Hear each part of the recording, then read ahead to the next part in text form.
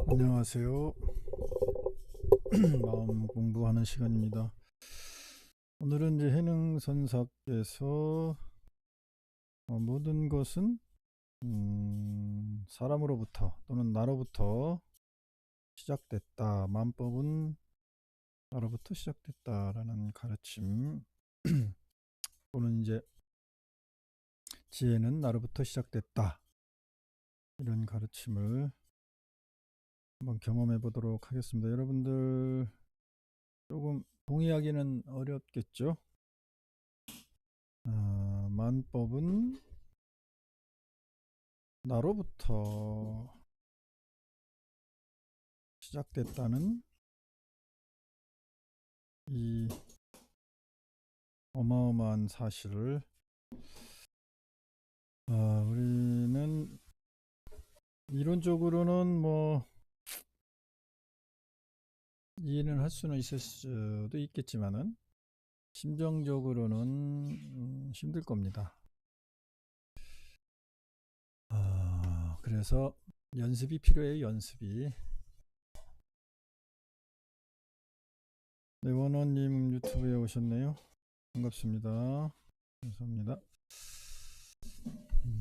마음 공부, 마음 수행을 어떻게 할 건가 우리가 고민들을 많이 하는데 사실은 이론적으로 이해하는 것만으로는 마음 수행이 제대로 될 수가 없습니다. 지금 이 순간에 내 마음이 어떤지를 지속적으로 반복적으로 알아차림하는 또는 인지하는 지각하는 그런 훈련을 해야만이 마음에 대해서 깨닫게 되고 자기 자신에 대해서 또 알게 됩니다. 자, 그러면 이제 육조단경, 도난본 육조단경에 나와 있는 해능선사의 가르침은 어떠했는가 같이 확인해 보도록 하겠습니다. 지금 이 텍스트는 제가 해석을 한 거고요. 번역을 한 건데 직역 중심으로 했습니다. 직역, 의역하기보다는. 그래서 기존의 해석서들하고는 좀 여러 부분에서 많은 부분에서 차이가 좀 있습니다. 그래서 여러분들이 마음 수행하는데 다양한 뭐 주장, 다양한 컨텐츠가 필요하잖아요. 그래서 좀 다른 주장 또는 다른 해석을 좀 하고 있습니다. 그래서 참고하시라고. 누구의 말도 따라갈 필요는 없어요. 이것저것을 잘 검색해서 또는 잘 보시면서 참고해서 자기 스스로 또 참구 스스로 이제 깨달아가는 거죠. 그런 일을 하셔야 됩니다. 모든 경서와 문자, 소승, 대승, 12부 경전 등 모든 그러니까는 기록된 그리고 또는 뭐 지금 우리가 알고 있는 불교에 대한 모든 지식이라 그럴까요? 정보 그것을 의미하겠죠. 등은 모든 인연의 값어치는 지혜로부터 비롯된다. 지혜로부터 비롯된다. 거기서부터 시작된다. 그런 주장이죠. 이 도난본 육조단경을 보면은 지혜에 대한 이야기가 좀 해능선사가 많이 하고 있어요. 이 지혜라는 게 참 어려운 거죠.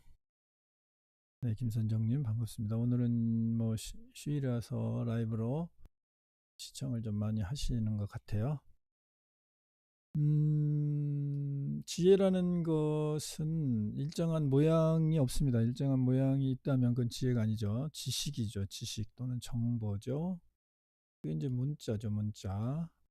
그렇기 때문에 여러분들이 사실은 지혜를 자꾸 인식하려는 그 마음의 작용을 돌이킴 하셔야 돼요. 그게 마음 수행하는 방법입니다. 그게 기존의 강의 방법이나 뭐 가르침의 형태가 많은 차이가 있어서 당황스러울 텐데 어쨌든 뭐 저의 스타일은 그렇습니다. 그래서 이해의 차원, 논리 또는 이해의 차원을 중심으로 마음 수행을 하지 않기 때문에 유도나 안내만 주로 합니다. 가이드 역할만 제가 하는 거죠. 그런 형태로 모든 컨텐츠를 사용하고 있습니다. 그거는 부처님 경전도 마찬가지고요. 부처님 말씀, 가르침, 뭐 수행법도 전부 그런 개념을 이해시키려고 하는 것이 아니라 본인의 의식을 돌이킬 수 있도록 이해시키는 것에서 벗어나서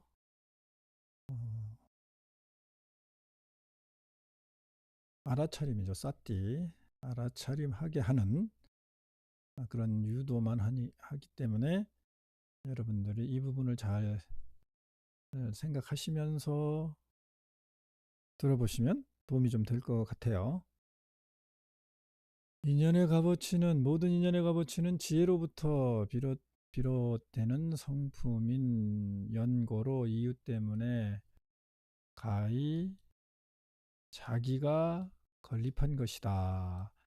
그러니까 모든 지혜, 모든 인연, 뭐 이런 거는 내가 만들었다는 거죠. 내가 형성시켰다는 거죠. 이 부분이 여러분들이 잘 받아들여지지가 않을 겁니다. 그리고 어떤 두려운 감정도 일어날 거예요. 세상을 다 내가 만들었다 또는 나로 인해서 세상이 형성됐다 그러면은 책임감이 느껴지는 분도 있을 것이고, 근데 많은 분들은 두려움이 있을 겁니다. 감정적으로.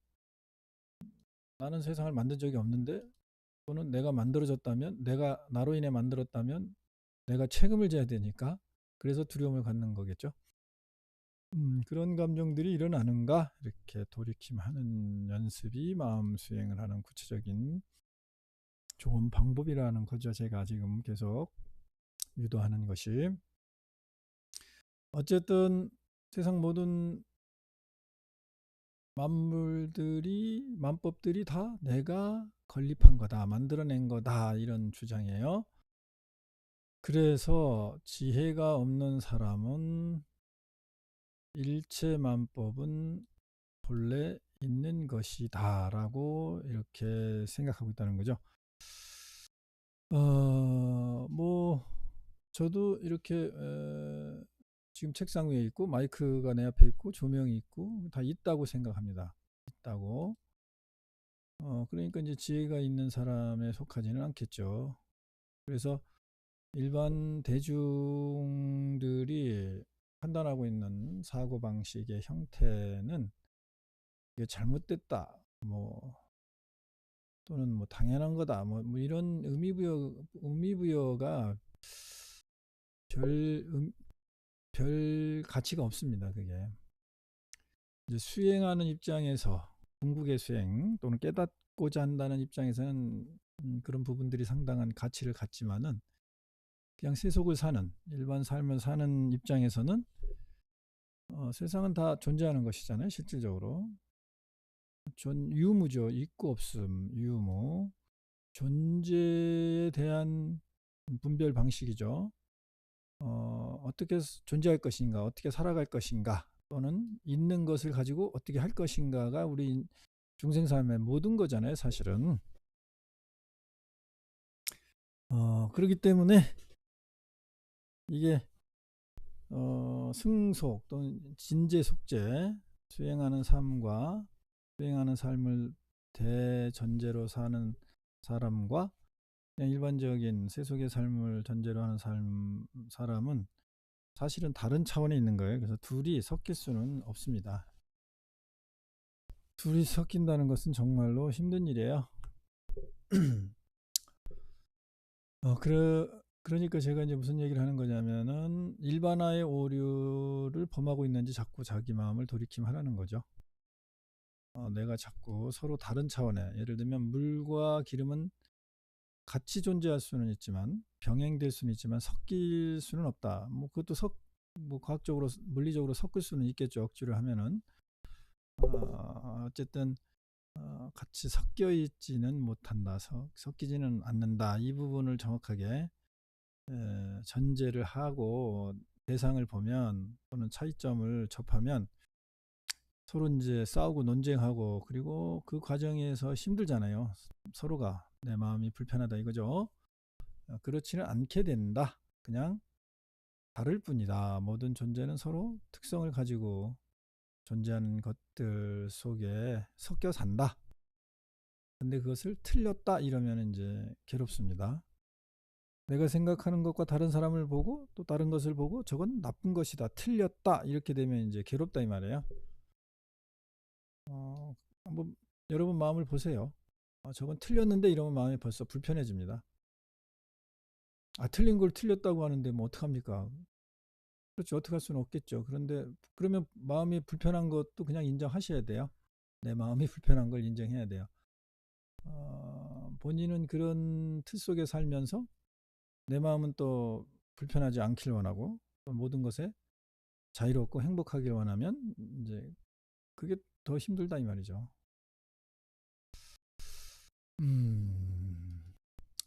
그래서 지혜가 없는 사람은 일체만법은 본래가 있는 것이다. 이렇게 견고한 기준을 가지고 산다. 그러니까 알아라. 만법은 사람에 의해서 일어난 것을 만법은 사람에 의해서 일어난 것임을 인정하라. 알지라 그런 건 이제 인정해라. 제대로 봐라. 그런 거죠. 이해하는 것만 가지고는 안 돼요. 이제 받아들여야 돼요. 만법은 다 내가 만든 것이구나. 어. 모든 경소도 사람들의 말에서 생겨난 것이다. 사람들의 언어로 인해서 모든 경전도 생겨난 것이다. 이 정도는 이 정도는 여러분들 받아들일 수 있죠? 그렇죠? 네, 이승근님 유튜브에 댓글 달아주셨네요. 이런 가르침들이 성인들의 가르침들이 보면 우리가 일반적으로 생각하는 것과 다른 그러니까 반대의 가르침을 주십니다. 그러니까 부딪힘이 오죠. 나는 그렇게 생각 안 하는데 예를 들면 A를 A라고 생각하고 있는데 성인들은 A를 B라고 생각해라. 예를 들면 이런 말씀을 주신단 말이에요. 그게 사실은 가르침의 특성이에요. 내 생각하고 똑같은 가르침을 주신다면 뭐 우리가 수행할 필요도 없어요. 그리고 또는 내가 즉 바로 뭐 성인이라는 것을 의미하는 거죠. 그러니까 성인의 가르침과 중생의 생각은 다를 수밖에 없다. 그것부터도 제대로 받아들이셔야 됩니다. 부처님께서는 만법은 12처다 라고 경전에서 말씀하셨어요. 그러니까 12처가 뭐냐면은 여러 일체법을 분류한 어떤 세계를 보는 가치관 체계라고 할 수 있는데 또는 분석 방식 중에 하나로 모든 존재 전체를 이제 아니비설신 뭐 이런 거 들어보셨죠? 아니비설신 뭐 육근 육경 육식 이런 말 들어보셨죠? 저는 이제 여러분들에게 이론을 교리를 가리키는 게 목적이 아니기 때문에 뭐 여러분들이 그냥 흔히 생각하듯이 그냥 오감 이렇게 생각하면 됩니다. 그런데 거기에 이제 하나가 더 있어요. 불교는 육감, 여섯 감각 뭐 체계 이렇게 생각하세요. 그래서 이제 감각 체계가 6개가 있는데 이거는 이제 안에 있는 6개 우리가 인간이 갖고 있는 안에 6개고 그다음에 이 각각 오감 또는 육감이 담당하는 대상들이 있죠. 예를 들면 눈은 색을, 모양을 인지하죠. 그래서 안이비설신의 육근에다가 색, 성, 향, 알겠죠? 이게 소리성자고, 향기, 미, 이거는 뭐 미각, 촉각, 그다음에 법은 진리, 뭐 의식체계, 뭐 이런 부분을 얘기할 거예요. 이렇게 각자가 여섯 가지의 감각이 담당하는 영역이 여기에 색성향 미촉 법이다. 그러면 6개가 2개니까는 예를 들어서 12개 요소겠죠. 뭐 이렇게 이해하셔도 됩니다. 이걸 뭐 복잡하게 또 뭐 각자의 내입처 외입처 이렇게 하는데 뭐 여러분들은 굳이 깊은 의식 수행을 하는 목적이 아니면 이런 교리에 굳이 많이 집착할 필요 없어요. 그냥 인간이 의식의 마음 구조가 세상을 만법을 인지하는데 그래서 그걸 분별하는 형태의 특성을 뭐 6가지 또는 12가지, 18가지로 이렇게 불교는 세분하게 분류를 해놨구나, 구성을 했구나. 그렇게 구성을 한 이유는 그것도 수행하라고 그렇게 구성을 해놓은 거예요. 네. 그래서 부처님이 뭐라고 하셨다고요? 마음법이라는 건 모든 진리의 현상이에요. 마음법은 이 12가지 구성 요소 또는 체계로 돼 있다. 이렇게 말씀하셨는데 인간이 세상을 인식하는 기본 체계는 육근과 육경을 바탕으로 이렇게 이게 6개 그렇죠? 12개. 결국 의식이 분별하여 만법을 규정하는 것의 한계를 벗어날 수 없다라는 거죠. 우리 인간이 우주를 생각해도 이 우리의 의식 체계 한계를 넘을 수 없단 말이에요. 무한대를 상상할 수 없어요. 우리 말할 때는 뭐 상상력은 무한대입니다 그러지만은 그건 이제 바라는 게 그런 것이고 무한대를 상상할 수 없습니다. 인간은 예를 들어서 우리가 뭐 10km 바깥에 있는 걸 시선이 볼 수 없죠. 우리의 오감의 한계가 있잖아요. 그리고 우리가 지금 내가 숫자를 상상할 때도 무한대를 숫자를 상상할 수 있는 것 같지만 상상할 수 없어요. 구체적으로 여러분 하나 인식되죠. 둘 인식됩니다. 셋 인식돼요. 10가지 지금 하나 둘 셋까지 그 각 낱낱을 인지할 수 있지만 이게 이제 5 넘어가고 6 넘어가고 이러면은 앞에 인식했던 하나 둘 셋 넷 다섯 이게 잘 인지가 안 돼요. 그럼 이제 잊어버리고 의식은 거기서 떠나오고 다음 숫자를 인지하는 쪽으로 갑니다. 제 말이 이해가 되나요? 여러분 마음을 돌이켜 보세요. 그래서 뭐 5, 6, 7, 8, 9, 10 이렇게 해보세요. 여러분 의식 지금 의식 수행 시키는 건데 해보세요. 하나 하고 다음에 둘 해보세요. 그 다음에 그러면은 하나가 인지가 되고 그 다음에 둘이 또 새롭게 인지가 됩니다. 그 다음에 한 셋까지는 앞에 하나 인지했던 거, 둘 인지했다는 것까지 인지가 되면서 셋이 인지돼요. 이제 넷 이렇게 넘어가면서부터 먼저 인지된 3개가 이제 사라지기 시작해요. 약화되죠. 제 말은 이렇다는 겁니다. 그러면 결국은 우리가 인지하는 그 능력은 의식이 기억하는 거는 뭐 3개, 많으면 10개 정도밖에 안 된다는 거예요. 기억은 해낼 수 있어요. 기억은.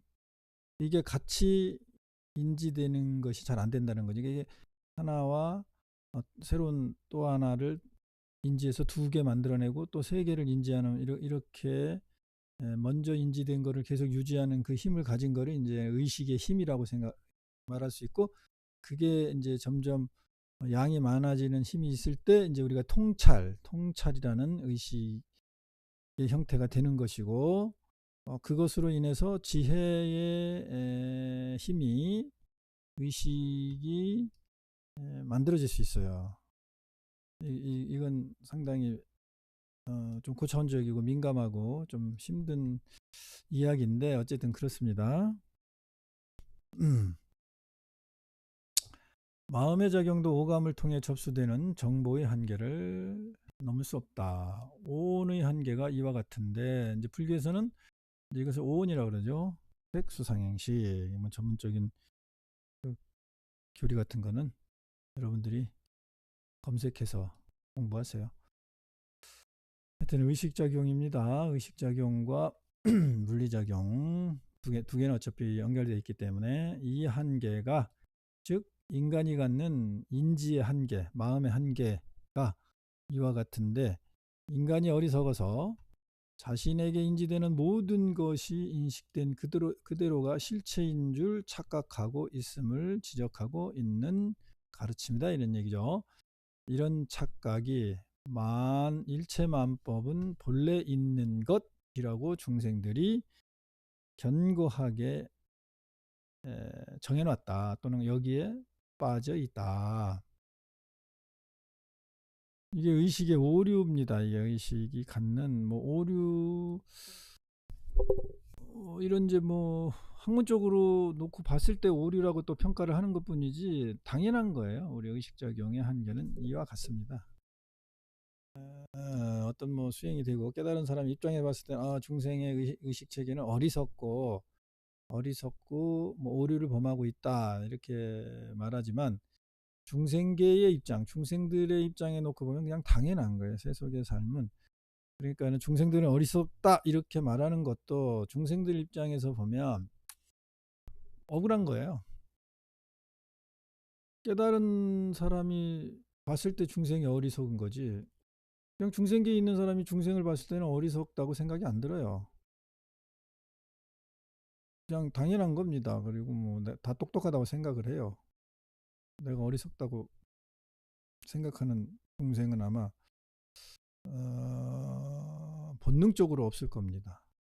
예를 들어서 나는 정말 어리석어 이런 생각을 하는 중생이 있다면 그 사람은 어리석지 않아요. 자기가 어리석다고 괜히 자아 비판하는 거지, 또는 비하하는 거지요. 자격지심의 말이지. 왜 어리석다고 말하는 사람이 어리석지 않다라고 이런 역설적인 말을 하냐면요. 지금 여러분 여기 제가 이렇게 검게 만들죠. 검정이 이렇게 검정. 그런데 이 검정에다가 검정 글씨를 이렇게 칠하면 지금 바탕이 하얗잖아요. 여러분 이거 지금 이 글씨의 책의 바탕이 여백이 하얗죠. 여백이 하얗기 때문에 이 검정 글씨가 보이는 거예요. 근데 예를 들어서 이 여백이 검다고 칩시다. 검으면 이 글씨가 보일까요? 안 보이는 거예요. 그러니까 우리가 정말 어리석은 의식만 있다면, 어리석은 것 위에 어리석은 것을 치려면 그러니까 어리석은 게 보이냐고요. 안 보이죠. 그런 거 똑같아요. 그래서 중생이 생각하기를 나는 어리석은 사람이야 이렇게 생각한다면 그 사람은 분명히 어리석다라고 본인이 알고 있는 그 의식이 있잖아요. 그 마음. 어리석은 것보다 훨씬 어리석은 거를 인지할 수 있으니까, 어리석다고 말을 할 수 있으니까, 어리석다고 판단할 수 있으니까 그 판단하는 마음은 어리석지 않은 거잖아요. 그러니까 자체적으로 증명하는 거예요. 내가 어리석다라고 말한다는 것은, 어리석다라고 판단하는 것은 내가 어리석지 않다라는 것을 증명하는 거라고요. 이게 억지 같습니까? 억지가 아니라고 지금 비유를 들죠. 이 책장의 여백이 하얗기 때문에 검은 글씨가 보이는 것이다. 여백이 만약에 검다면은 우리 자체가 무명, 정말 캄캄하다면 캄캄한 데서 캄캄한 걸 어떻게 보냐고요. 캄캄한 데서 캄캄한 걸 어떻게 봐요.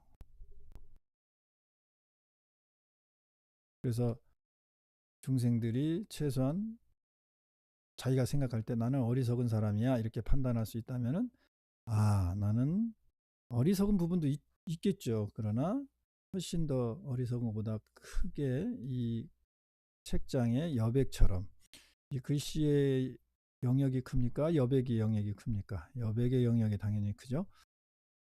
어리석은 거는 이제 미진, 먼지에 지나지 않고 내 바탕은 지혜롭기 때문에 내가 어리석은 줄을 알고 있구나. 이게 사실이에요, 사실. 논리의 비약이 아니고.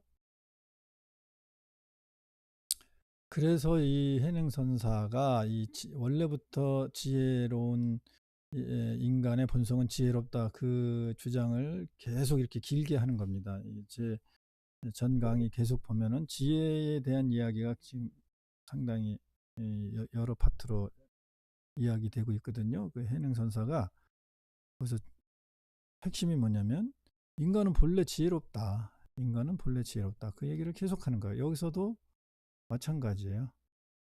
여기서 나왔잖아요. 모든 인연의 값어치는 지혜로부터 되는 성품인 연고로 가히 자기가 건립한 것이다. 본인이 다 모든 걸 건립했대잖아요. 이 소승, 대승, 시비비공기 모든 경전을 말하는 거예요. 이런 것을 다 자기가 건립했다. 그 건립한 이유의 바탕은 뭐냐면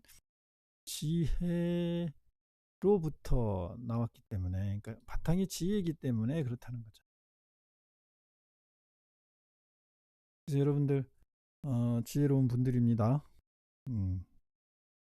너무 자신을 비하고 자격지심에 빠져 있지 마세요. 그러면 이제 어떻게 해서 내가 지혜로워질 수 있겠느냐? 이제 이게 마음 수행, 마음 공부를 제대로 하는 거죠. 그러니까 마음을 학습하는 게 아니라 수행, 깨달음으로 가는 구체적인 이제 안내 지침서기 때문에 지금 이렇게 글씨를 이렇게 보잖아요. 인식하잖아요. 글씨를. 그럼 우리가 어떤 연습을 하냐면 되냐면 글씨는 무엇으로 인해서 이 글씨가 보여요? 이게 예를 들면 마음법 이렇게 우리가 읽을 수 있잖아요. 이것은 이 검정 글씨 바탕인 이 흰색 여백, 흰색의 여백이 없으면은 절대 이 글씨 마음법 뭐 이런 거를 볼 수가 없어요. 그런데 우리 의식은 이 글씨에 먼저 가 있죠. 여기에 붙들려 있죠. 이 글씨에. 이 습관을 바꾸는 수행을 하면 돼요. 그게 마음 수행을 제대로 하는 거예요. 마음 수행을 제대로 하는 것이고 수준 높은 깨달음을 얻는 수행입니다. 그 수행을 직접 해보세요. 책을 읽으면서도 수행을 할 수 있는 거죠. 그러니까 꼭 뭐 장자부라고 무슨 뭐 무문관 뭐 천일 동안 갇혀가지고 안 나와야만이 깨달음을 얻고 그런 것만 있는 게 아니에요. 그냥 일상에서 최소한 책을 읽을 때도 또는 지금 이 순간만이라도 스님이 제가 안내하는 이 글씨를 먼저 보지 말고 글씨의 바탕인 흰색 배경을 먼저 보는 그쪽의 시선을 먼저 인식하는 연습을 지금 해봐라. 그래서 똑똑한 사람은 지금 할 거고요. 다음에 하겠다 하는 사람은 다음에 하시기 바랍니다. 댓글 많이 달아주시고요. 명절 연휴가 길게 시작이 됐다고 하니까 행복한 연휴 보내시고요. 또 많이 편하게 좀 쉬시고 그동안 많이 놀지 못했다면 요 연휴 기간에 좀 놀기도 하고 뭐 가족들도 서로 인사도 하고 뭐 그런 시간을 가져보시기 바랍니다. 고맙습니다. 마치겠습니다.